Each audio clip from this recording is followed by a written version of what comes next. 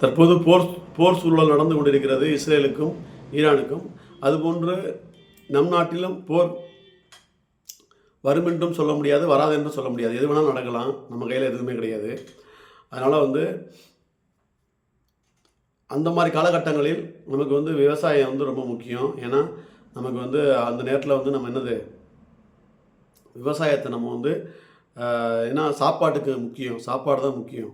அப்போது அந்த நேரத்தில் அது மாதிரி சூழல் நமக்கு வரப்போகிறதில்ல. அப்படி வந்ததுனால் நம்மளை நாம் பாதுகாத்து கொள்வதற்கு, நம் உயிரை நம்ம காத்துக்கொள்வதற்கு,